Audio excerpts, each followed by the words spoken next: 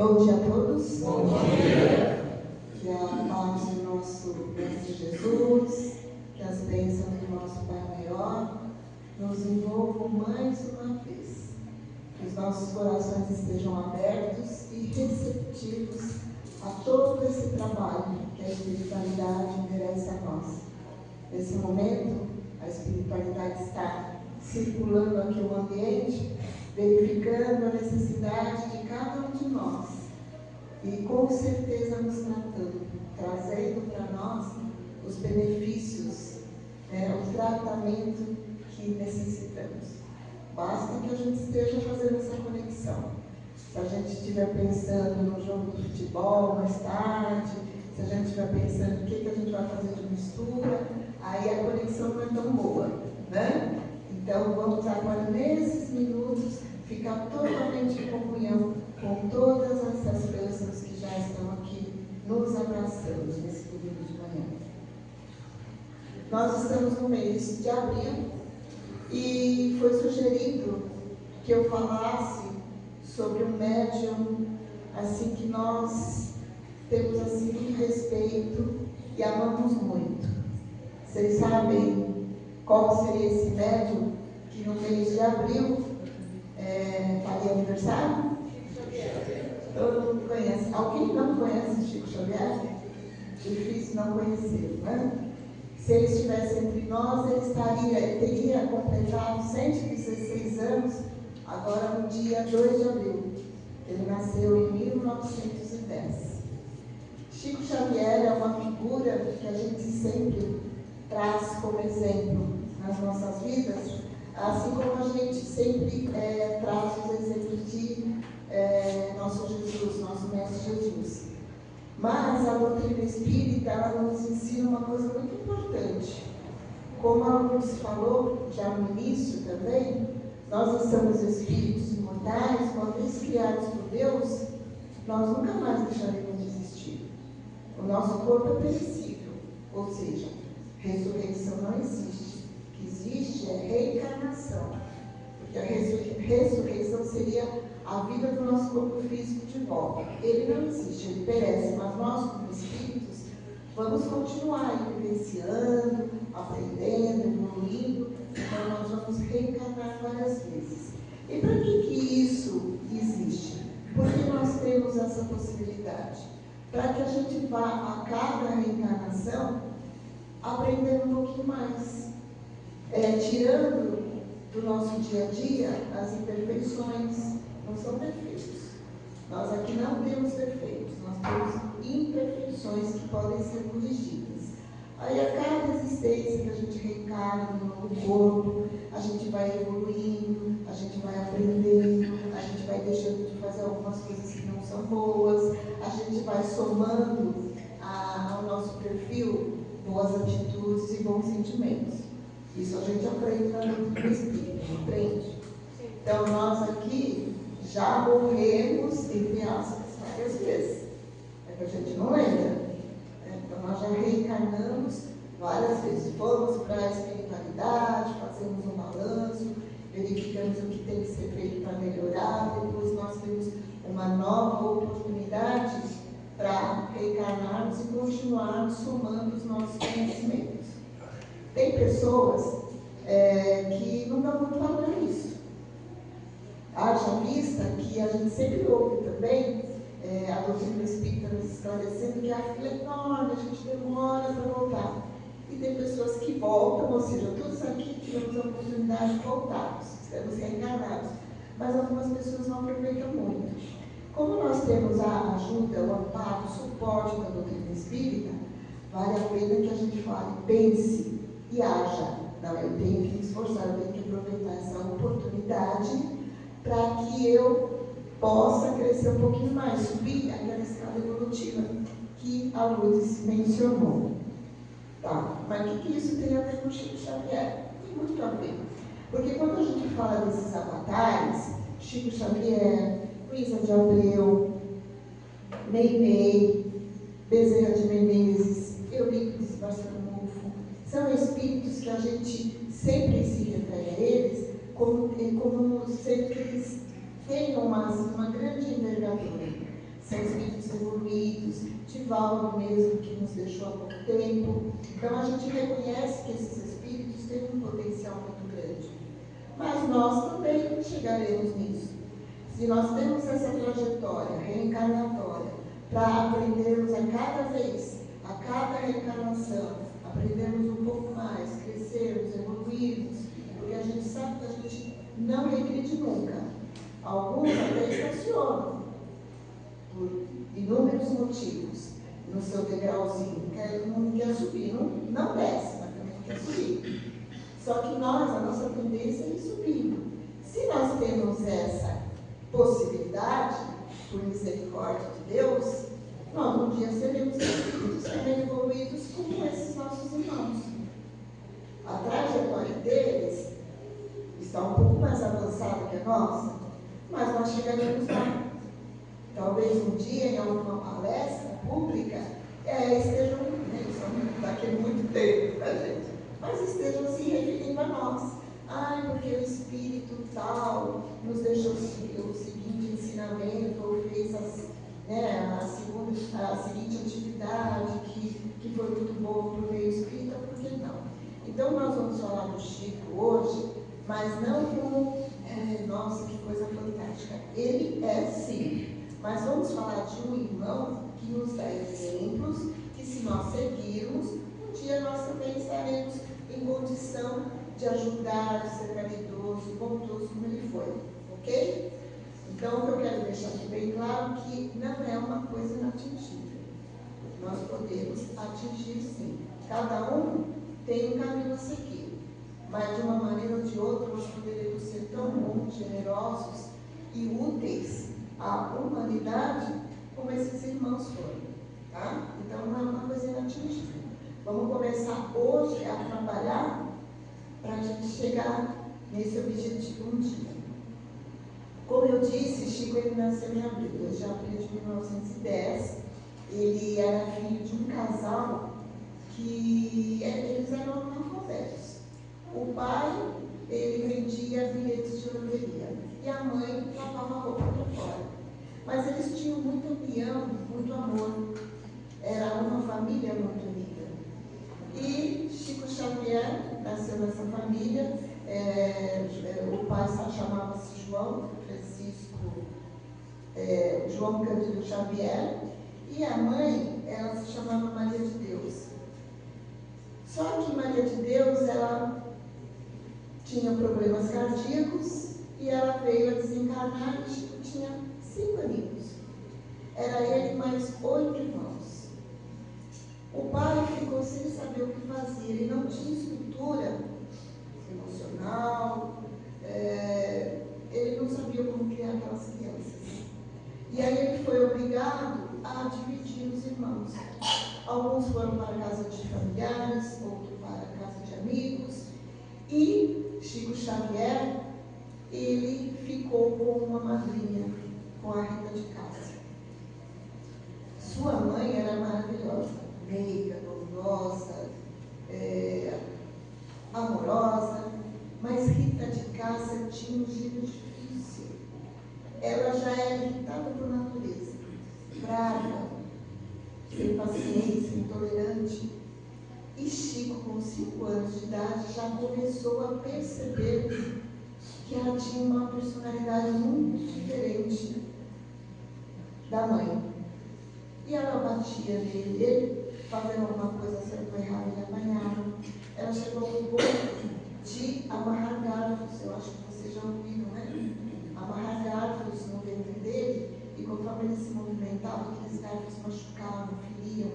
E ele não podia reclamar, se ele reclamasse, ele apanhava mais ainda. Só que Chico, ele já tinha a faculdade de se comunicar com os espíritos, desde os 4 anos de idade. E ele começou a se comunicar com quem? Com a mãe.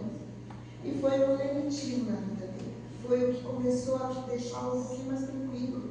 Porque a Rita de Cássia, sua madrinha, o maltratava, mas ele depois ia lá no pé de uma árvore, no quintal, e conseguia conversar com a mãe dele. E a mãe dele, amorosamente, falava para ele: tenha paciência, releve essas coisas que a sua madrinha faz, procure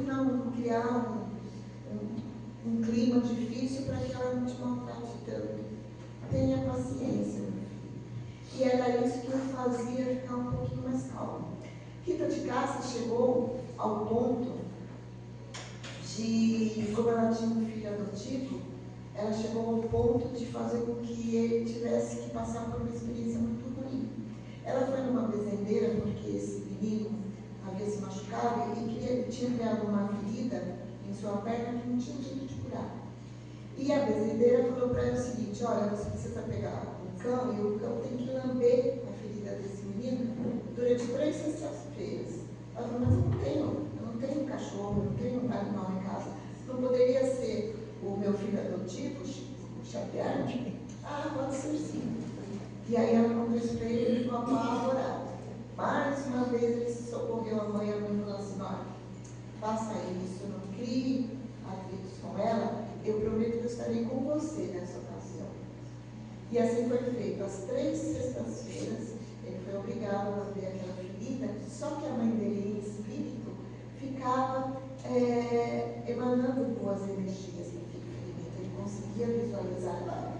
E a ferida foi fechando, foi cicatrizando, com o que a madrinha achava que era conveniente, mas com o trabalho que a mãe de Chico Xavier fazia também. E ela ficou tão contente que ela acabou até provocando menos Chico, batia menos, estava aqui nos broncos, então de certa forma foi bom. E foi passando o tempo, depois de 2 anos, porque em uma das ocasiões que a mãe de Chico conversou com ele, ela, além de pedir a paciência, ela falou assim: olha, tenha calma que eu vou colocar um anjo no seu caminho, mas tenha calma. E depois de 2 anos ele passando com a madrinha, ele realmente ficou muito feliz, porque o pai casou-se novamente. Casou-se dessa vez com uma mulher maravilhosa, com uma mulher bondosa, generosa, lembrava muito a personalidade da mãe dele, que era a Cássia Cidália Batista. A Cidália Batista, a primeira coisa que ela fez foi o seguinte: olha, vamos reunir todas essas crianças novamente. Trouxe os 8 irmãos do Chico, mais do Chico, e depois eles tiveram de 5 a 6 filhos. Então a família ficou imensa. Imaginemos nós agora, né? Filho às vezes do trabalho, né? Já pensou um monte, mas ela fez questão. E aí a vida do Chico ficou melhor, porque ele não era mais maltratado. Só que aquelas manifestações mediúnicas continuavam. Ele comentou com o pai: pai, eu durmo à noite, sonho, eu falo com mortos, e eu não sei o que está acontecendo. O pai o levou a conversar com o vigário. E o vigário falou assim: não, Chico, você tem que começar a frequentar a igreja católica, você tem que fazer catecismo, você precisa comparecer às missas, depois você deve ser batizado, primeira comunhão, enfim, todas essas coisas. E eles, atendendo a recomendação da mãe, ele foi bonitinho e comentou. A mãe dele falou assim: olha, não comenta mais sobre essas coisas, porque as pessoas não acreditam, cria um incômodo. Então, não comente, fica quietinho. Quando você quiser, você fala comigo sobre isso. E assim foi feito. Só que depois de um determinado tempo, a mãe dele parou de se encontrar com ele. Então, durante uns 10 anos, ela ficou sem contato com ele. Ele sentia a aproximação dela, mas ele já não tinha aquele contato direto.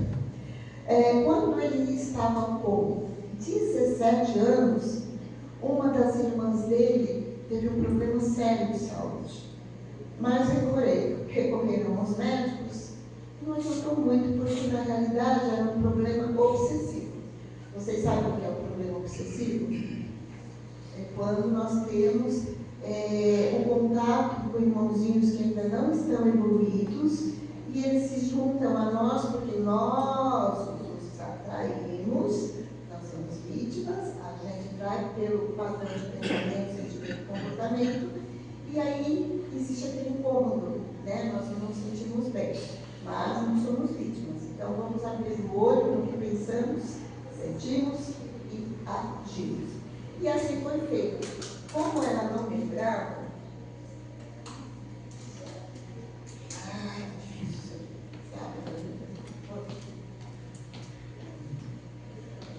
eles procuraram um casal espírita. E o casal espírita começou a tratar a irmã de Chico Vigário. É que eu jogando vôlei, eu dei um jeito nesse dedo, eu não consigo fazer força também. Jogando vôlei não, né? Tentando jogar vôlei.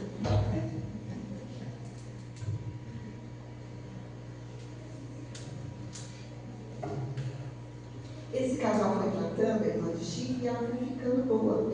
E num determinado encontro, ele olhou em cima de uma mesa e tinha 2 livros. O Evangelho segundo o Espiritismo, vocês já leram esse livro? Vocês leram? E o Livro dos Espíritos. Vocês já abriram e leram? Vale a pena. Pode abrir até aleatoriamente, dependendo do que vocês querem pesquisar lá, porque ele é muito bem. E Chico, ele visualizou esses 2 livros e aí ele ouviu a voz da mãe dele. Ela falou assim: eu estou novamente aqui, você está vendo esses 2 livros? E ela falou uma frase muito legal, porque ele estava sem contato com ela dos 10 aos 17 anos, então para ele aquilo foi apoio, né? E aí ela disse assim: eis que estamos juntos novamente. Os livros à sua frente são 2 tesouros de luz. Estude-os e em breve a bondade divina vai mostrar-lhe novos caminhos. E aí ele começou a estudar esses livros. E foi a partir desse momento que ele começou a entender o que acontecia com ele. Porque uma vez ele teve até manifestações na escola, pedindo para fazer uma redação para comemorarem o centenário da independência, e ele foi lá na lousa, ele ganhou a redação. Mas depois ele falou para a professora Rosália: professora, eu estou ouvindo uma voz de um homem e ele está pedindo para eu escrever uma coisa aqui. Ela falou: como assim? O que ele está pedindo? E aí a frase que ele escreveu na lousa foi: o Brasil, descoberto por Pedro Álvares Cabral, pode ser comparado ao mais precioso diamante do mundo, que logo passou a ser ensastado, ou seja, embutido, incluído na coroa portuguesa. Todo mundo ficou admirado. Ele ganhou a redação, mas ninguém entendia direito o que estava acontecendo. Então, esses episódios que ele tinha o perturbavam muito. Mas quando ele começou a estudar esses 2 livros, né, da parte religiosa, da parte mesmo, podemos dizer, psicológica, né, do Espiritismo, ele começou a entender muito mais o que se passava com ele. E depois disso ele começou a escrever poemas. Cada hora vinha uma ideia, cada hora era um autor, e ele fez uma coletânea de mais, acho que 256 poemas, que é do Parnasmo além túmulo. E aí ele foi cada vez mais se aprimorando, até que no mesmo ano, isso foi mais ou menos em 1932, ele teve contato com um mentor que o auxiliaria nessa tarefa, nesse trabalho. Vocês sabem qual era o nome do mentor? Vocês estão espertos, hein? É isso mesmo. Ele certa vez estava ali perto de uma árvore, ao lado de um riacho, aí veio um espírito bem assim, né, sério, e se apresentou e falou assim: você está disposto a caminhar comigo e nós juntos trabalharmos para divulgar a doutrina espírita? Ele falou: estou, claro, eu estou estudando, eu estou achando uma coerência muito grande, é uma doutrina que vai trazer muito esclarecimento para as pessoas, eu faço questão sim de ajudar. Ele falou: só que tem um problema, você vai ter que seguir algumas instruções minhas. Você vai precisar ter 3 coisas, vocês devem saber quais são, né? Espertinha, né?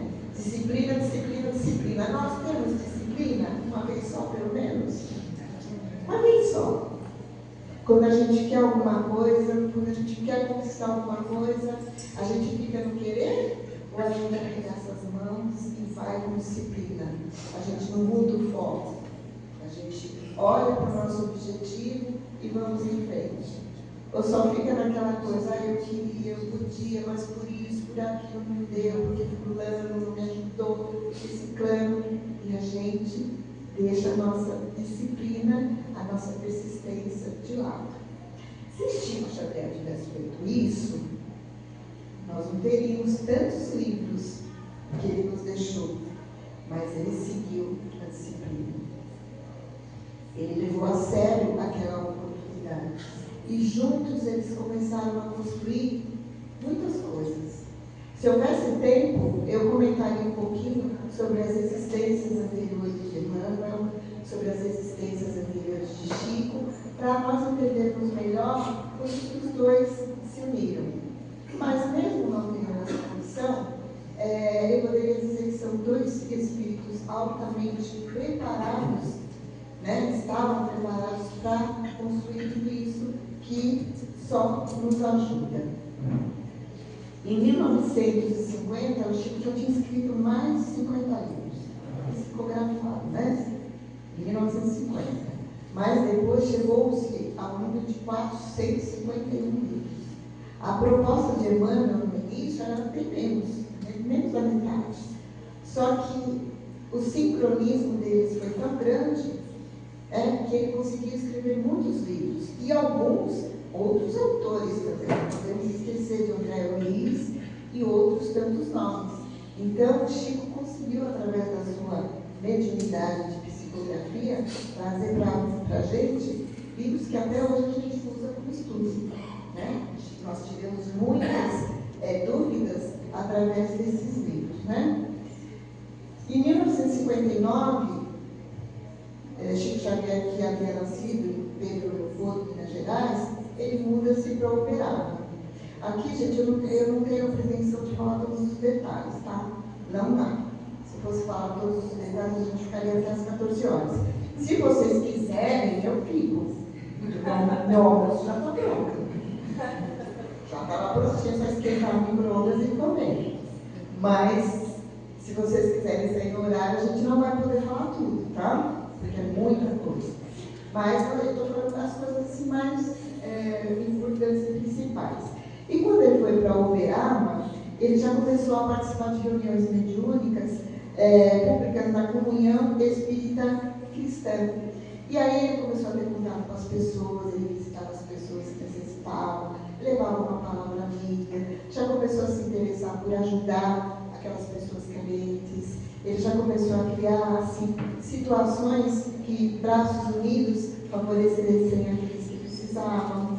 Ele já começou a fazer as cartinhas, né? Que a gente tanto conhece. Eu conheço duas pessoas que foram lá em busca de informações sobre eles que já haviam desencarnado. Disseram que eu não tive a oportunidade de conhecer o Chico encarnado. Mas fui lá depois. Só que algumas pessoas que foram lá e tiveram contato com ele, comentam que a energia era maravilhosa, era uma coisa assim super importante, né? Então ele já fazia as cartinhas, nós conhecemos muitos artistas que iam recorrer a ele. Aí já começou aquele movimento em Uberaba, aumentou muito, né? A quantidade de pessoas frequentando o local. E ele continuou lá com os seus atendimentos. E as cartinhas ele fazia para as famílias, mas continuava à noite, embora ele tivesse problemas de saúde, ele tinha catarata, angina, problemas no pulmão, mas Emmanuel não queria saber não, vamos trabalhar. Então, ele trabalhava no emprego normal, porque primeiro ele trabalhava numa fiação, cresceu um pouquinho, foi para o Empório, e depois ele foi para o Ministério da Agricultura, lá onde ele era datilógrafo. Então, quando ele se aposentou pelo Ministério da Agricultura. Então, ele, além de trabalhar, né, o trabalho mesmo que a gente precisa para ter elementos para nos comprar as coisas que a gente precisa para nos manter, ele tinha um tempinho de atender as pessoas, tinha um tempinho de psicografar. Será que a gente aguentaria isso? Às vezes a gente tem 3 coisas para fazer no dia, a gente já reclama. Eu não aguento. Tem pessoas que só porque trabalham fora acham que elas não querem fazer nada. É sofá. A pessoa, se a gente tivesse que chegar e psicografar, atender as pessoas, não, tem gente que assim, trabalha fora é sofá, não pode lavar um carro. Então a gente precisa pensar um pouco nisso. né? Porque dizem que a gente só pede favores para as pessoas muito ocupadas. Porque aquelas que não têm muita ocupação sempre dão uma desculpa. Então, será que nessa existência a gente está aproveitando o nosso tempo, as nossas 24 horas do dia para sermos úteis? Não só nós, para a nossa família, para as pessoas. Eu não faço caridade, eu não consigo ir unir a nenhum grupo, porque não tem tempo. Será que não? Será que se a gente parar um pouquinho do lazer, a gente não consegue dividir o tempo como o Chico dividia, para fazer alguma coisa de benefício no próximo também? Às vezes a gente vê exemplos na televisão de pessoas que não têm nada, mas elas arranjam um tempinho para fazer a sopa para um que necessita, para pedir mantimento para o outro. Às vezes tem uma casinha em 2 cômodos, recebe algumas pessoas para se alimentar. A gente vê isso, vê muita tragédia na televisão. Muita coisa que não tem nenhum significado. Mas a gente vê coisas muito boas, exemplos de anônimos. Mas a gente já vê por aí um monte de espíritos nos dando bons exemplos. É o que Chico sempre fez. Na realidade, ele adotou mesmo o nome de Francisco Chico Xavier, Francisco Cândido Xavier, em 1966. Foi quando ele começou mesmo a divulgar os seus livros, quando ele começou a fazer as palestras. Porque ele tinha um nome um pouquinho diferente. Eu tinha esquecido até de falar para vocês. Vamos ver se eu acho aqui. O nome dele era o nome do santo do dia. Então era Francisco de Paulo Cândido. Acho que era isso aí. Mas Chico Xavier começou mesmo em 1966. E aí ele foi criando nome, as pessoas começaram a saber dele. Aí começa o quê? Quando alguém começa a fazer alguma coisa de bom, sempre é aquele que começa a buscar defeitos, criticar. E Chico, ele foi muito criticado. Ele foi muito colocado assim em xeque. Até um sobrinho dele, que se dizia também médium psicográfico, ele dizia que, psicógrafo, ele dizia que Chico mentia como ele, que não era nada daquilo que ele forjava. Chico não falou nada, não deu um parecer. Mas a própria Federação Espírita Brasileira foi na defensiva, falou, não, ele realmente faz tudo com muita seriedade. E aí teve a revista Manchete também, que na época lançou uma frase terrível, dizendo que ele era o secretário dos fantasmas, que ele ganhava, com esse trabalho, ele já tinha conseguido reunir 20 milhões de dólares. Tamanho absurdo, né? Chamavam ele secretário dos fantasmas, porque ele publicava, os escritores dele eram romancistas mortos. Na realidade, Chico ele nunca pensou, nunca se preocupou com valores materiais. Tem um episódio que é a revista Cruzeiro também. O Davi Nasser e o Jean Manzon foram fazer uma entrevista com ele. Lá, aí eles estavam em Pedro Leopoldo, só que deram nomes estrangeiros.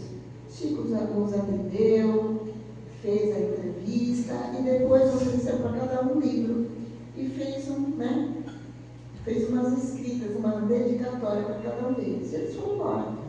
Quando chegaram lá e abriram o livro e leram a dedicatória, estava no nome deles, não estava no nome dos pseudos repórteres estrangeiros.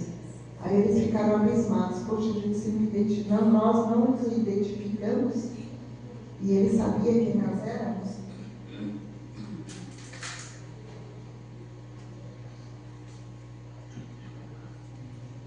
Como eu disse, Chico ele não se preocupava com bens materiais. Ele não aceitava doações, donativos, salvo se fosse para repassar para alguém que necessitasse ou para alguma instituição que ele sabia que era séria. Certa feita, um empresário que trabalhava no ramo de discos ofereceu assim para ele, deixou um testamento assim, passando tudo para ele. Quando ele teve noção disso, ele não aceitou para ele. ele repassou tudo para essas instituições. Aí eu pergunto, será que se nós recebêssemos um montante em dinheiro ou um patrimônio, nós repassaríamos para instituições que necessitam?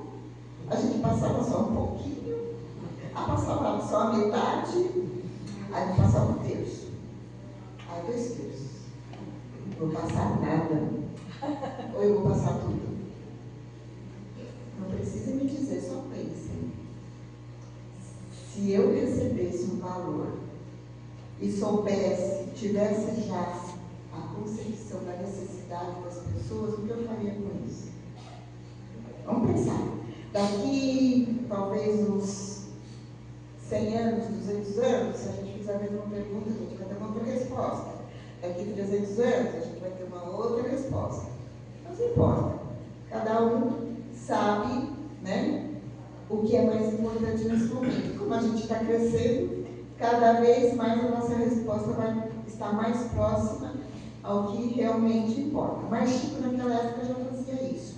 E ele realmente trabalhou depois com essa pessoa que se chamava Fred Fichtner durante 17 anos. Quando ele desencarnou, eles continuaram trabalhando, ele como espírito e o Chico recebendo algumas comunicações dele. Tanto é que o livro Voltei foi feito através, né, quem passou as mensagens foi esse Fred. Só que ele adotou um outro nome. Ele adotou o nome de irmão Jacó. E assim foi feito. Em 1970 teve o Pinga-Fogo. Eu estou vendo um servicinho aqui de luz já sentada, né? Em 1970 teve o Pinga-Fogo, acho que muitos aqui assistiram. Foi um programa na Record que fez um sucesso terrível, que lá ele até contou o episódio que ele levou uma bronca do Emmanuel, porque ele estava no avião, viajando, e o avião começou a ter turbulência, todo mundo gritando, achando que o avião ia cair, ele também começou a gritar, pedindo socorro, meu Deus, ajude. Aí aparece Emmanuel e fala, bonito isso, hein? Você não tem vergonha do escândalo que você está fazendo? Mas está todo mundo apavorado. Poxa, mas se tiver que morrer, morra com dignidade. Precisa morrer fazendo esse carcel? Aí ele conta essa história, ou seja, Chico também tinha suas fragilidades, né? Ele não era aquela pessoa 24 horas por dia, mas ele já era um ser muito iluminado. E a gente pode concluir, né? Embora ele tenha tido muitas honrarias, também por humildade, ele não se importava muito, ele está até no livro lá em Brasília, do livro das pessoas importantes que fizeram alguma coisa de bom. Ele concorreu ao Prêmio Nobel da Paz, ele não ganhou, mas ele chegou a concorrer porque optaram por uma entidade lá que cuidava dos estrangeiros imigrantes, né, que precisavam passar por necessidade, mas ele foi, o nome que ele foi citado. Várias vezes ele ganhou como o brasileiro mais importante. O que mais que a gente pode falar sobre ele? Enfim, ele teve muitas honrarias, mas sempre as aceitou com humildade, ele nunca se sobrepôs. Ele nunca chegou aqui marchando, olha, sai daí que agora sou eu que vou falar. Ou levanta daí que esse lugar é meu. Ele sempre foi humilde. Ele sempre foi humilde, atendia as pessoas importantes e as simples da mesma maneira. E é esse exemplo que a gente precisa seguir. No livro de Marcelo Souto Maior, As Vidas de Chico Xavier, aí explica muito bem passo a passo a vida dele. Inclusive, foi a partir desse livro que foi feito o filme. Todos assistiram o filme aqui? Foi baseado, né, no livro do Marcelo. Aí vamos falar rapidamente para encerrarmos sobre os exemplos que Chico nos deixou. Resignação. O período que ele esteve com a madrinha dele, ele foi resignado.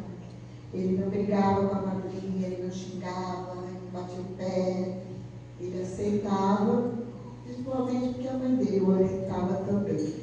E a gente é resignado quando as coisas não acontecem do jeito que a gente quer? Ou a gente grita, briga, bate, xinga? A gente tem vários exemplos aí fora de como as coisas estão. É briga em trânsito, é briga conjugal que acaba em morte, é briga no serviço, é briga na rua, né? Então as pessoas não podem ser contrariadas, que elas já vão para cima. Então tem aquela resignação, aquela compreensão. Se a pessoa falou isso ou fez isso, ela deve estar bem, ela não está passando por um momento. Deixa relevar, né? Não que seja assim bobo, mas que a gente, né, tenha um pouquinho mais de tolerância, né? Não cresça tanto. Humildade. Como eu disse, ele sempre buscou humildade em tudo, né? Ele não se exaltava nunca. Ele, com aquele jeitinho, aquela vozinha dele, ele conquistava assim multidões. E ele passava os ensinamentos que ele tinha para passar com muita mansuetude, né? Caridade, a gente sabe que tudo que ele recebia, ele repassava para as pessoas, para as instituições, para as pessoas. Tinha uma casa simples, se vestia com simplicidade. Então, essa parte a gente percebe que ele se preocupava muito com o bem-estar alheio. E nós? Quando a gente abre o guarda-roupa, a roupa estoura para fora de tanta roupa. Principalmente as mulheres, né? Parece que mulher é centopeia, né? Tem um monte de sapato, parece que tem um monte de pele. A gente podia já começar a dividir, né? Deixar um pouquinho essa parte material, né? Ser mais minimista. Hoje está na moda, né? Falar-se que é minimista, ou seja, eu quero o mínimo que eu preciso, né? Não quero mais aquela abundância. E tudo isso é caridade, porque a gente está sempre servindo ao bem. Disciplina, como eu disse, disciplina, disciplina, disciplina, que a Emmanuel que falava para ele ter. Nós temos disciplina, então vamos ficar mais atentos a isso, né? Para que a nossa vida tenha um curso, né, de uma maneira mais eficiente, para a gente reprime menos e conquiste mais os nossos objetivos, desde que sejam bons objetivos, que não sejam para prejudicar ninguém, para ferir ninguém. Bondade e generosidade, ele tinha em abundância. Um exemplo foi quando ele comentou que ele gostaria de partir quando todos estivessem felizes, quando a população estivesse tranquila e feliz. E quando ele partiu, vocês lembram? Dia 30 de junho de 2002, que foi quando nós ganhamos o Penta. Tá difícil agora ganhar, né? Vamos ver esse ano, né, gente? Mas naquele ano, 2002, nós conquistamos o Penta e ele partiu e estava todo mundo feliz, contente, alegre, como ele queria. E assim foi feito. Depois, muitas pessoas descrevem o que viram, o que sentiram, faixa de luz saindo da janela, enfim. Nós sabemos que esse irmão foi e será sempre muito importante para nós. Mas, mais uma vez eu digo, todos nós podemos atingir esse patamar. Basta que trabalhemos com esse objetivo, de buscarmos dentro de nós o que precisa ser melhorado, tirarmos de nós aquele hábito, aquelas imperfeições que nos incomodam, que incomodam as pessoas, que nos prejudicam, trocar coisas que não são boas pelas que são, porque a doutrina espírita nos esclarece, fica muito fácil a gente saber, né? O que é bom que continuemos, que fortaleçamos em nossa vida, e aquilo que precisa ser extirpado. E um dia, com certeza, nós seremos, porque o nosso objetivo é sermos espíritos relativamente evoluídos, nunca igual ao nosso Criador, mas nós estaremos num patamar onde a gente vai poder ajudar muito. Quem sabe um dia a nossa tarefa seja escrever um livro orientando sobre alguma coisa importante, ou mensagens. Até eu tenho que parar, você já fez, eu fiquei ligada. Enfim, cada um de nós tem uma trajetória. O que a gente não pode deixar de fazer é ter um objetivo, ter uma disciplina, ter muita fé em Deus e seguir em frente. Então, que todos esses bons exemplos sejam colocados na nossa frente. mas que a gente arregace as mangas e continue nessa caminhada de conhecimento, realizações e evolução. Obrigada.